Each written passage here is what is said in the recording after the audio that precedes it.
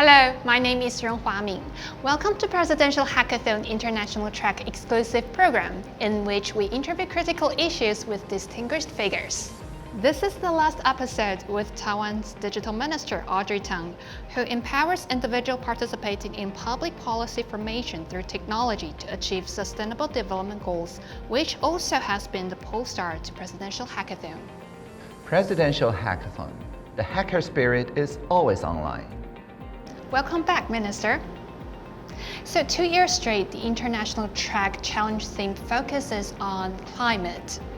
In another article after the Summer Olympic Games back in 2021, you mentioned that alignment and accountability are two ideals that you have over digital management. So how would you apply alignment and accountability on climate issues on a global scale? Sure. So I use these two ideas to explain the idea of assistive intelligence or AI.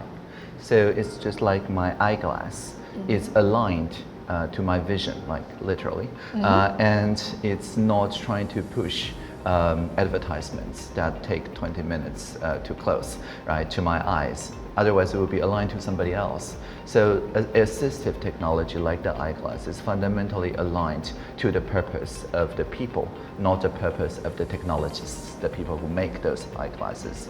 Similarly, if I detect a bias, like my eyeglass gets blurred or something, it's not my fault. It's a mismatch between the maker of eyeglass and my daily use, right?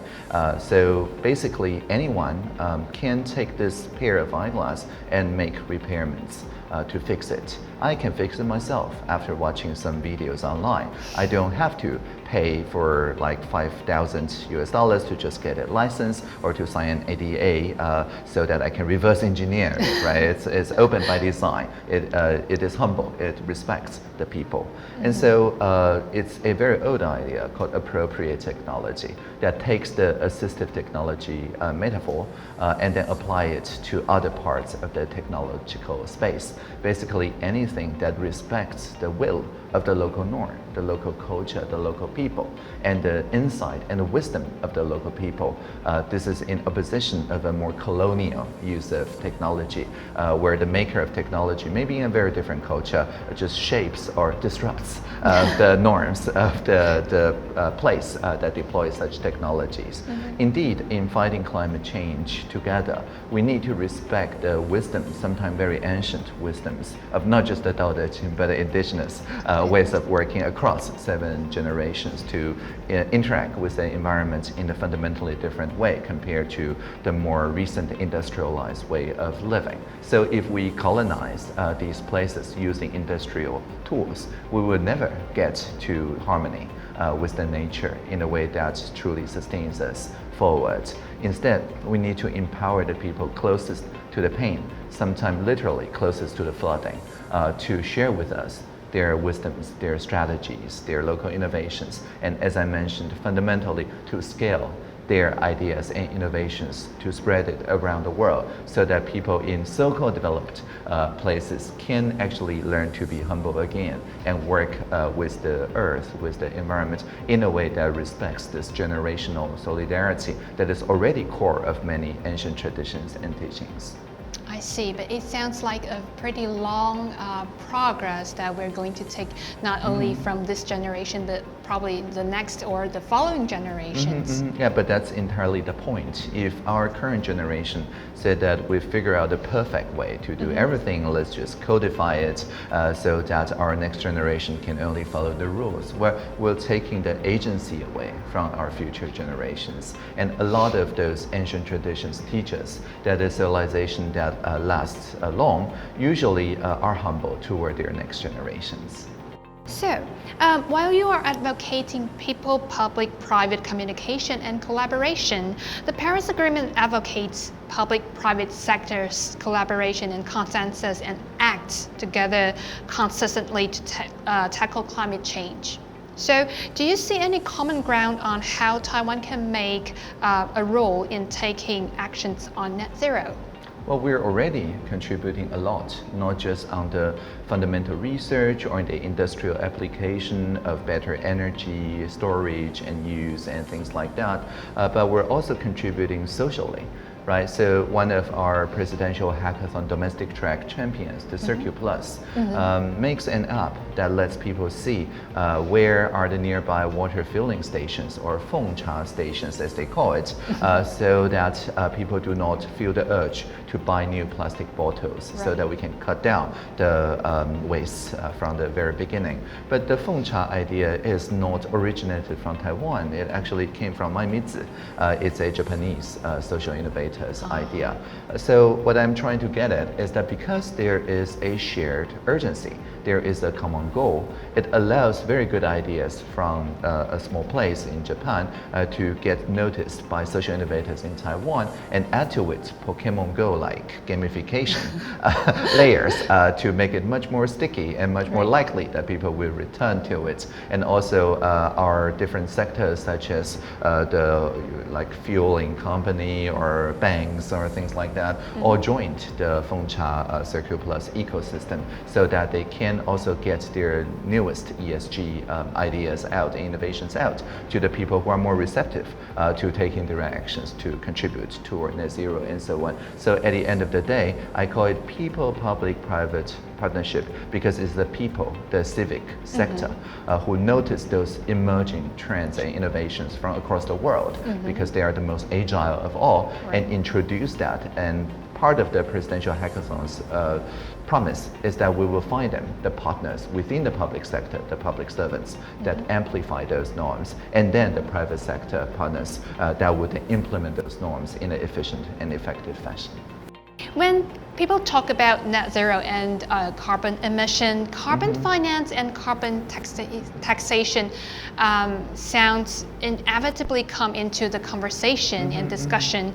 Do you think the carbon emission trading is a rational choice out of the conditions of scarcity, or is it a strategy adaptation to current environmental conditions? Well, it's certainly both, right? So it depends on the capacity first of the state, but also from the civic sector, to deliver the outcomes that respond to such a pressing challenge of our time.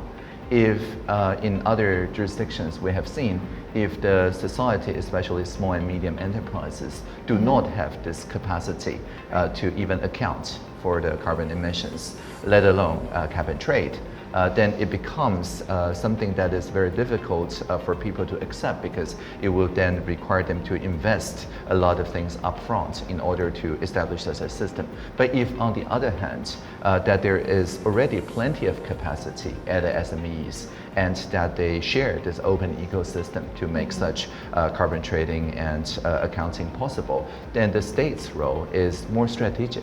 Then we can see that, oh, because this is a shared goal that is global in nature, right? We can actually foster more international, bilateral, minilateral, multilateral relationships based on the existing contributions that we have to this international ecosystem. So whether this is a response, a reaction, or whether this is a proactive strategic work, all depends on whether there's sufficient civic and private sector capacity anticipating this shared urgency. So is there any climate-related cases or projects that made you an impression recently?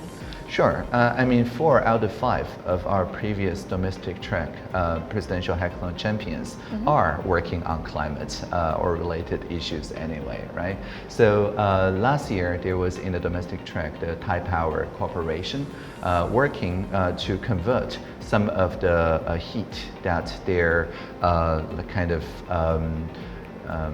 power plants emit to the sea, especially during the winter, and that they observed that nearby fishing people actually also burn extra energy in order to keep their waters warm, in order to raise the fish, right? So turning these together, it's not just a kind of model of circular economy that turns waste heat into something that's actually productive, but they work with also the biomedical industries to work on the kind of algae that can absorb such waste heat and convert that into something that is carbon neutral or carbon negative, but yet have a higher value margin when it becomes something that's a popular health food or something when go to the market. So just in this very simple brief, right, this very much connects the people, the public, and the private sector toward a model that is replicable, not just to other power plants, but probably internationally as well. And with the full involvement of the Fishers Association locally and the local municipal government, it makes sure that it's appropriate technology that assists the fishers instead of saying that, oh, you have to pay extra to mitigate against the climate changes. Here is essentially a subsidy, but that pays for itself, right? So this is not just paying for success, but also paying for success in future generations. If you can add one more goal to the existing SDGs, what would it be? So a lot of my work has been on SDG 17. So for example, effective partnership, open innovation, reliable data, and so on. There are people who say that these targets have a much larger role, especially in the digital area, because in the digital area, effective partnership doesn't just mean that we meet each other quarterly or things like that, but actually the digital fabric that enable this kind of co-creation possible can just spread with the speed of light. So there are people who say, oh, maybe digital collaboration, a natural part of the 17th and the 9th goal should be by itself a new SDG goal. But I do not personally share that view. I think the digital is an instrument, is a way, is a new fabric that connects the goals together. So the goals become much more synergistic with one another. It makes cross-goal collaboration possible, but fundamentally, it is part of the 17th goal. So do you think the SDG goal helps you when you negotiate or having conversation with our international organizations or international friend? Is it easier or help you to have the same language with them? Yeah, definitely, because the SDGs, as shown in the pin here, is all inclusive. There's a saying of no goals left behind, right? Back in 2015, when co-determining those different goals. And because, well, let's be honest, our representatives were not part of the SDG conversations because Taiwan is not yet part of the UN. So because of that, we did not participate in the agenda setting. But because it is all inclusive, it suffices for us to recategorize, reindex our existing work. And we find pretty good match.